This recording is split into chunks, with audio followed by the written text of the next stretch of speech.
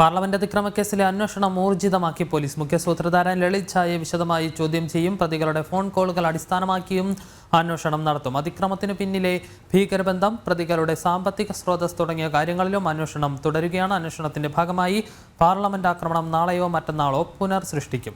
ഗൗതം അനന്തനാരായണനുണ്ട് വിശദാംശങ്ങൾ നൽകുന്നതിനായി. ഗൗതം, ഈ ആക്രമണം പുനഃസൃഷ്ടിക്കാനുള്ള ഒരു തീരുമാനത്തിലേക്ക് അന്വേഷണ സംഘം കടന്നിട്ടുണ്ട് എന്നാണ് മനസ്സിലാക്കാൻ സാധിക്കുന്നത്. ലളിത് ഝായെ ഇന്നലെയാണ് പോലീസ് പിടികൂടുന്ന സാഹചര്യം ഉണ്ടായിട്ടുള്ളത്. ഇതിൽ ഏതെങ്കിലും തരത്തിലുള്ള ബാഹ്യ ഇടപെടലുണ്ട് എന്ന് അന്വേഷണ സംഘത്തിന് വിവരങ്ങൾ ലഭിച്ചിട്ടുണ്ടോ?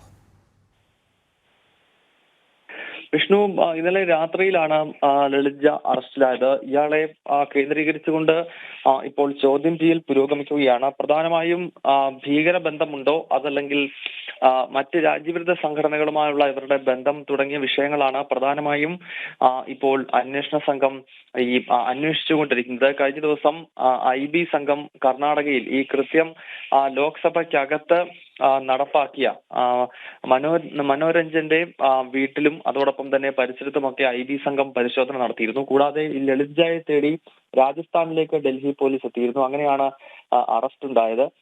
അതിനാൽ മുഖ്യ സൂത്രധാരൻ അറസ്റ്റിലായതോടുകൂടി ഇനിയും കൂടുതൽ വിവരങ്ങൾ ഇയാളിൽ നിന്നും ലഭ്യമാകും എന്ന വിലയിരുത്തലിലാണ് ഡൽഹി പോലീസും അതോടൊപ്പം തന്നെ കേസ് അന്വേഷിക്കുന്ന മറ്റ് കേന്ദ്ര ഏജൻസികളും. അതേസമയം നാളെയോ മറ്റന്നാളുമായി ഈ പാർലമെന്റിൽ നടന്ന അതിക്രമം പുനഃസൃഷ്ടിച്ചുകൊണ്ട് ഒരു ഡെമോ നടത്തിക്കൊണ്ട് എങ്ങനെയാണ് ഈ അക്രമം നടപ്പാക്കിയത് എന്നത് സംബന്ധിച്ചുള്ള ഒരു പരിശോധന കൂടി ഡൽഹി പോലീസിന്റെ ഭാഗത്ത് നിന്നുണ്ടാകും. അത് ഇന്നിപ്പോൾ പാർലമെന്റ് സമ്മേളനം 11 മണിക്ക് ചേരുന്നുണ്ട്.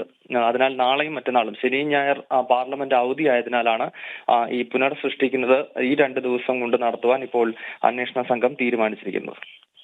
ഗൗതം, അതോടൊപ്പം ഗൗതം സൂചിപ്പിച്ചതുപോലെ തന്നെ ഇന്നിപ്പോൾ 11 മണിക്ക് പാർലമെന്റ് സമ്മേളനം ആരംഭിക്കുകയാണ്. കഴിഞ്ഞ ദിവസം നാടകീയമായ രംഗങ്ങളാണ് നമ്മൾ പാർലമെന്റിന്റെ ഇരുസഭകളിലും കണ്ടത്. പ്രതിപക്ഷം ഈ വിഷയത്തെ രാഷ്ട്രീയ ആയുധമാക്കി എടുത്തുകൊണ്ട് വലിയ പ്രതിഷേധങ്ങളിലേക്ക് കടന്നിരിക്കുന്ന ഒരു സാഹചര്യമുണ്ട്. ഇന്നിപ്പോൾ സഭാ നടപടികൾ ആരംഭിക്കുമ്പോൾ ഇന്നലത്തേതിന് സമാനമായ രീതിയിലുള്ള പ്രതിഷേധങ്ങൾ ഉണ്ടാകാനുള്ള സാധ്യതയുണ്ടോ?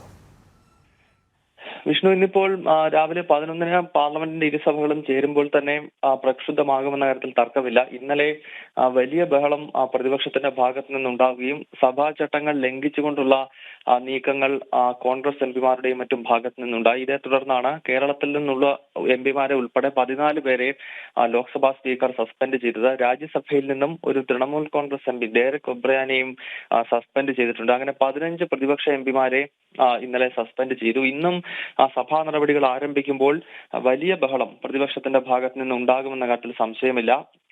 ഈ പാർലമെന്റിൽ നടന്ന അതിക്രമവുമായി ബന്ധപ്പെട്ട്